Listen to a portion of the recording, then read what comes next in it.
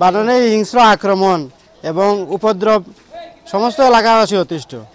প্রায় বাসা বাড়িতে ঢুকে এই দলবদ্ধভাবে আক্রমণ করে।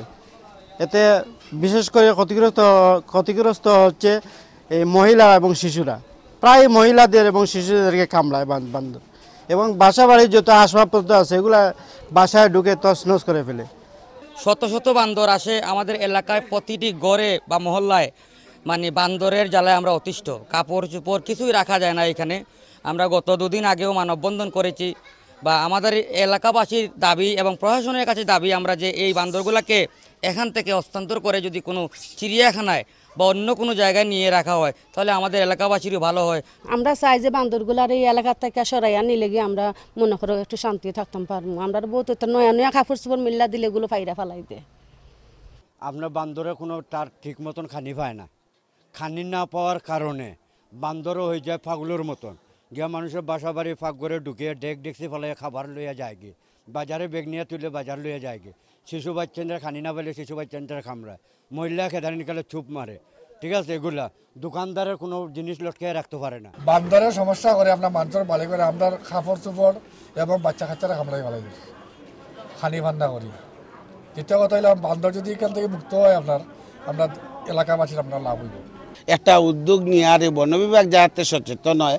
আমরা চাইলাম না যে এই প্রাণীগুলারে আমরা নিধন করে লিতাম, মারি লিতাম বা ধ্বংস করতাম। এটা একটা যাতে সুন্দর সুব্যবস্থায় রাষ্ট্রীয় ব্যবস্থাপনায় যাতে সংরক্ষণ করা হয়। এখন আমাদের যে বিষয়টা হলো যে সিলেট অঞ্চলে বেশ কয়েকটা জায়গায় যথেষ্ট বানর আছে, যেমন আমাদের পার্শ্ববর্তী বান্দরটিলাতে আছে, তারপর ওইদিকে চাষনি পীরের মাজার এদিকে আছে, এবং তারা দীর্ঘদিন যাবত এইসব এলাকায় বসবাস করছে। তো বানর ইদানিং শোনা যাচ্ছে যে তারা লোকালয়ে প্রবেশ করছে এবং মানুষকে বিভিন্নভাবে একটু ক্ষতিগ্রস্ত করছে, একটু হিংস্রতা দেখাচ্ছে।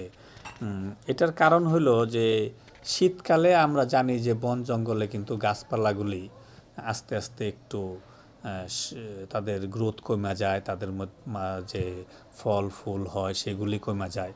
ফলে শীতকালে তাদের বানরের ওই বন জঙ্গল থেকে খাবারটা তারা যেটা আগে পাইতো সেটা কিন্তু পায় না। সারা বছর কিন্তু বানর মানুষকে উৎপাত করে না। এই শীতের শেষ দিকে যখন মানে পরবর্তী সিজনের বৃষ্টি হবে এর আগে বনটা প্রায় মৃতপ্রায় হয়ে যায়, শুকায়া যায়, বনের মধ্যে তেমন কোনো ফল ফুল থাকে না। তখন তারা বনের থেকে আস্তে আস্তে মানুষের দিকে একটু বেশি ডাইভার্ট করে এবং মানুষের খাবারের প্রতি একটু নির্ভরশীলতা তখন তাদের তৈরি হয়।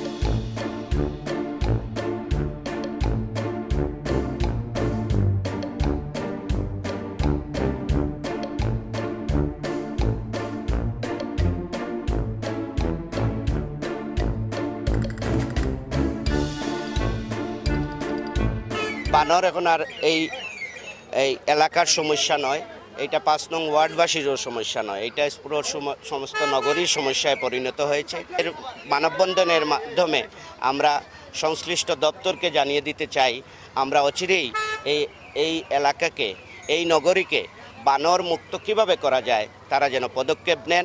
প্রয়োজনে আমরা যদি এই পদক্ষেপ নিতে তারা ব্যর্থ হন তাহলে প্রয়োজনে আমরা এই ওয়ার্ডবাসীকে নিয়ে, এই নগরবাসীকে নিয়ে কিভাবে এই বানরের উৎপাত থেকে রক্ষা করা যায় তার জন্য প্রয়োজনে আমরা আন্দোলন গড়ে তুলব।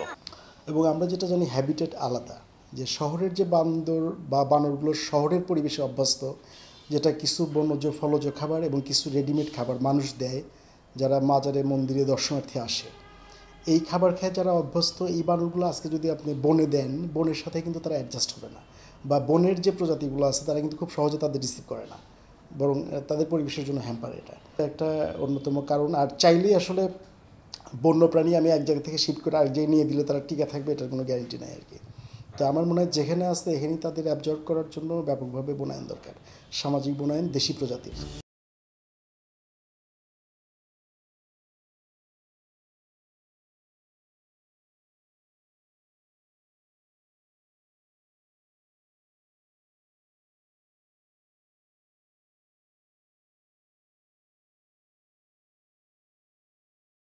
কর্পোরেশনের কয়েকটি ওয়ার্ডে 27টি ওয়ার্ডের মধ্যে 2টি কিংবা 3টি ওয়ার্ডে বেশ কিছু জায়গায় আমাদের বানর আছে এবং এটা হচ্ছে যে এগুলো তাদের ওই এলাকায়গুলো যেমন চাষনিপিড়ের মাজার, তারপরে আমাদের 24 নম্বর ওয়ার্ডেও আমাদের কিছু কিছু এলাকায় বানর আছে এবং দেখা যাচ্ছে যে অনেক মাজার এবং আশেপাশের স্থাপনার পাশে তারা থাকে, অনেক সময় তারা লোকালয়ে চলে আসে এবং এই নগরায়নের ফলে দেখা যাচ্ছে যে গাছপালা অনেক সময় কাটা পড়ছে, মানুষের সংখ্যা বৃদ্ধি পাচ্ছে এবং এর ফলে বানর তাদের যে খাবারের সংকটটা দেখা দেয় এবং এর ফলে তারা প্রায় সময় দেখা যাচ্ছে যে আরও ভিতরে চলে আসছে নগরের ভিতরে।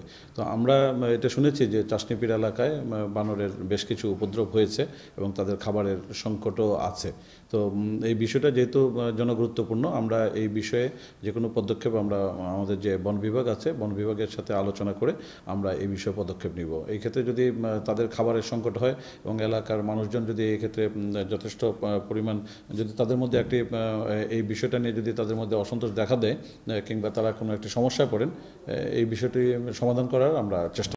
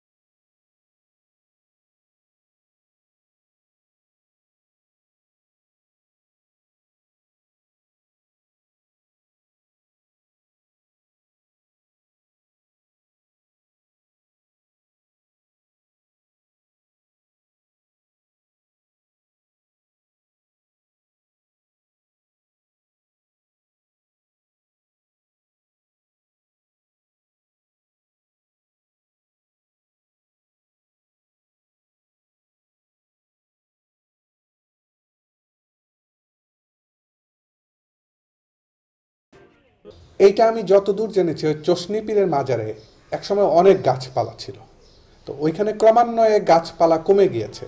কমে যাওয়ার ফলে তাদের যে বাসস্থান বা শেল্টারের কিছুটা ঘাটতি হয়ে গেছে। এর ফলে তা কি হয়েছে, মানুষ যেমন বাঁচার জন্য ঘর দরকার, বানরেরও তো থাকার জন্য শেল্টার দরকার। সে তখন কি করে, বানরটা বিভিন্ন জায়গায় ছড়িয়ে গেছে, ঘরে বা মানুষের বসত বাড়ি বা কোনো টিনের চালে এসব জায়গায় ঘুরে বেড়াচ্ছে। প্রত্যেক প্রাণীরই একটা হোম রেঞ্জ বা টেরিটরি আছে, তার নিজস্ব জায়গা আছে। সেখান থেকে আপনি ধরে নিয়ে অন্য জায়গায় যদি আপনি নিয়ে যান, সেখানে আপনি তার সফল হবেন না, বরঞ্চ সেই বন্য প্রাণীটার আপনি ক্ষতি করলেন। তা আমার মনে হয় যে এটা সরানোর যে চিন্তা, এটা করা সঠিক হবে না। আমাদের আইডেন্টিফাই করা দরকার, যদি এটা আশ্রয়ের প্রয়োজন হয়, আমি যেটা বললাম, সিলেট শহরের যে মার্জিনাল ল্যান্ডগুলো আছে, ছোট ছোট পকেট যেখানে আছে, যেখানে বনায়ন সম্ভব, সেখানে বেশি করে গাছে লাগাতে হবে। বিশেষ করে পশু খাদ্যের যে গাছগুলো আছে সেগুলো যদি আমরা লাগাই, হয়তো 1-2 বছরে হবে না, গাছগুলা যখন বড় হবে 7-8 বছর পরে, তখন একটা সমস্যার সমাধান হবে।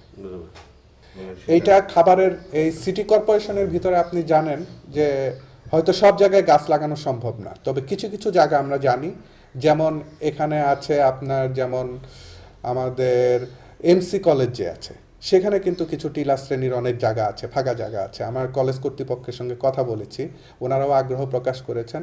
আমরা প্রয়োজনে বন বিভাগ থেকে সেই জায়গাগুলো আমরা বনায়ন করে দেব। আমার মনে হয় যদি এমসি কলেজ একটা বিশাল এলাকা, ওইখানেও যদি কিছু এলাকা বনায়ন করা যায়, পরবর্তীতে হয়তো একদম একদিনে এটা সমস্যার সমাধান হবে না, গাছগুলো যখন বড় হবে তখন মনে হয় কিছুটা হলেও সমস্যা লাঘব হবে।